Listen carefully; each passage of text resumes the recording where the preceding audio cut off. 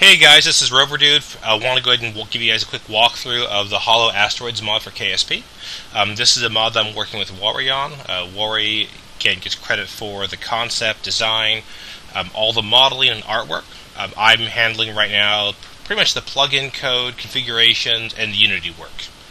But really fun mod, really awesome. I'm doing this video not because the mod itself is overly complex, there's not very many parts, but more because there's a lot of detail to it that I think is better conveyed through showing you guys an example versus trying to illustrate it with, pictures or a forum post.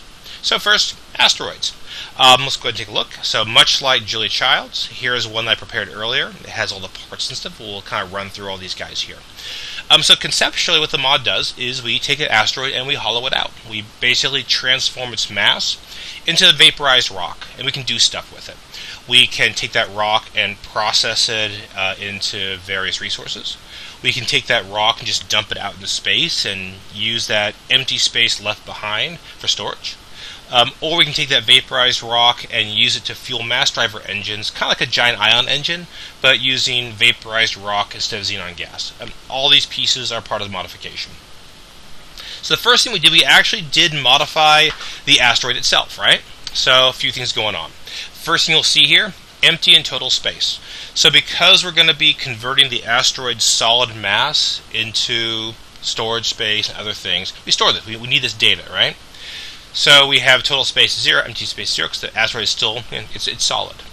The second number here, remaining rock, this represents how much potential mass and rock I can extract from the asteroid. So we're only going to pull about 50% of the total mass before we kind of give it up. We need some structural integrity left over, obviously. So this will actually decrease as we start hollowing it out and transforming the asteroid's solid mass into rock. We do store the initial size, initial mass is right here.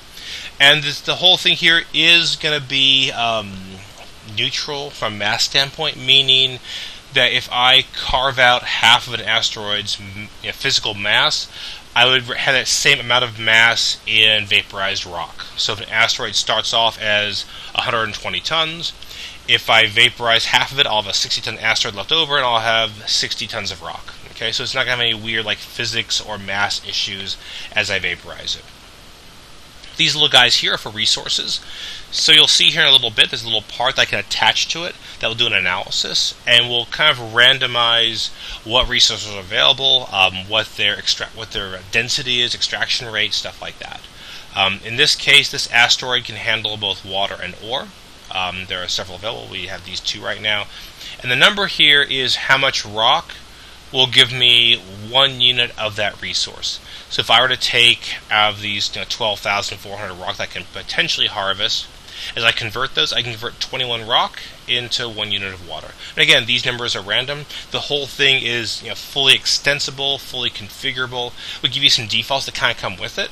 But again, the whole thing is under a Creative Commons license. The idea is for folks to extend, modify, mash up, kind of have fun with this. So we really did build it with extensibility in mind. Okay. Other stuff we have here, these little guys here, I can eventually just dump rock into space to kind of free up some space inside the asteroid. I can also convert the hollowed out space into storage. So I can then store things like liquid fuel, oxidizer, what have you, inside the hollow spaces of the asteroid. Okay. So the first part here you're going to see is the probe.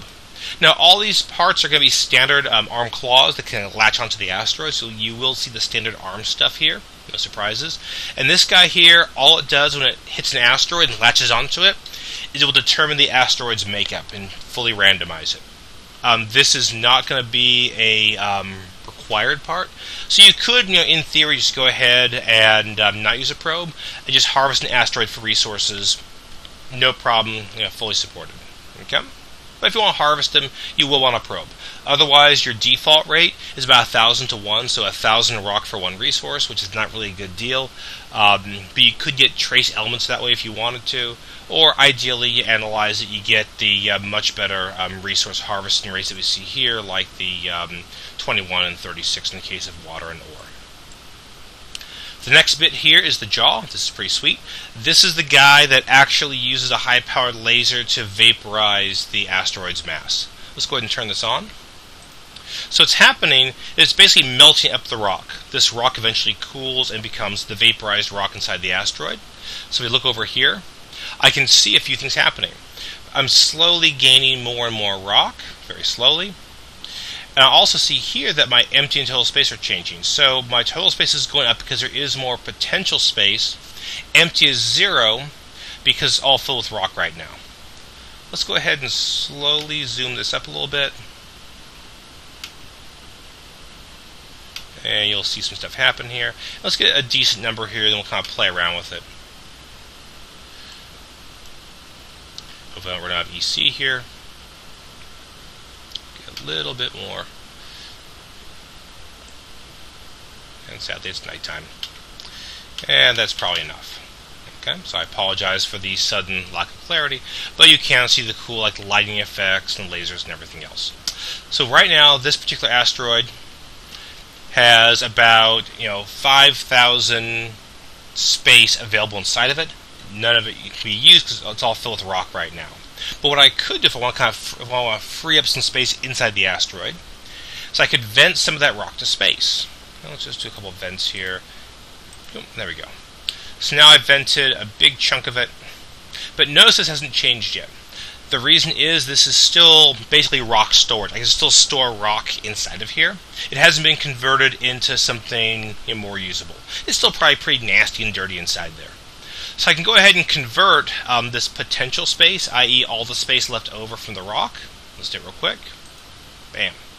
And I've just created almost 2,000 empty space that's clean, configurable, inside the asteroid. What's cool about this is that this is completely configurable. I can dynamically adjust and change what I store in the empty space, because that is where these parts here come in. So out of the box, you're going to get ones for liquid fuel oxidizer, xenon gas, carbonite, a few others. These are basically fuel hatches that can take advantage of the empty space available in this asteroid. So if you look here, our empty space is still 1983. Let's right-click on this guy here. It actually senses that. It knows that there's a tank it's tied to. The tank being this giant asteroid. It says, hey, there's some space available. Right now, I have no space. I have no space for oxidizer. And by the way, these actually use Fire Spitter for the texture and fuel swapping, so it's just one part.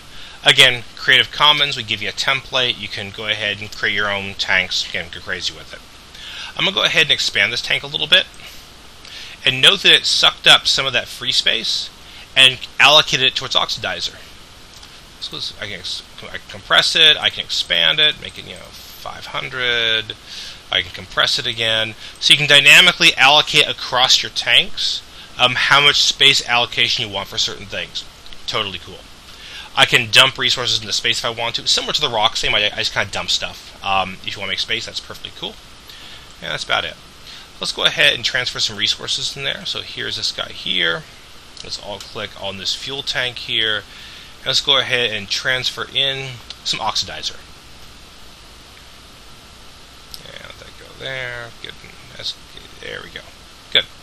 So now I have a tank full of oxidizer. And again, I can still go ahead if I want to compress this space. Watch what happens. Boop. There we go. Reduces the space. Now this is kind of important though. If you compress it too far, it will vent this stuff out into space. You will lose stuff. Just kind of be aware of that. That is by design. Okay. So again, that's the whole storage bit. Fully configurable storage based on using the asteroid as one giant configurable storage tank. The next bit is conversion. Let's go ahead and turn this guy off real quick. Let's deactivate that. That's enough, so we can get there and see. So this little guy here is actually a extractor. So these guys here will convert rock in the asteroid and convert into commodities. As I said, the default, if you do not use a probe, is going to be 1,000 to 1, so it's not really a good deal. But since I have not finished coding that yet, we will do that ratio. I'll show you what happens. This guy right now has 3,127 rock available. I will go ahead and turn on my water converter. It is done very, very fast. My water tank has 3.13 water now. It has sucked up all that rock, converted it into a little bit of water.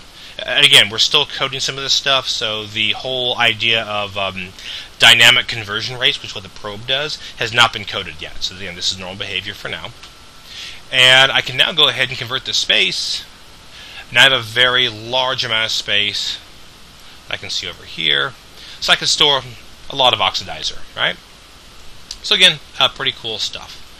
And that's kind of the gist of it. So again, it's really a dynamic storage modification. It's a resource mining modification. And the last bit that I don't have a part here for yet is going to be a mass driver modification.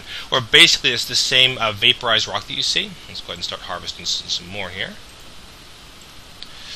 As I can actually use this rock as fuel for basically a really giant ion drive, but uses kind of rock instead of xenon gas as the fuel.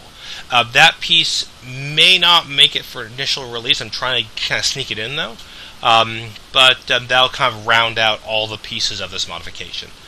So again, first off, listen, hats off to WaRi. They're just gorgeous models, great concept, really awesome to work with.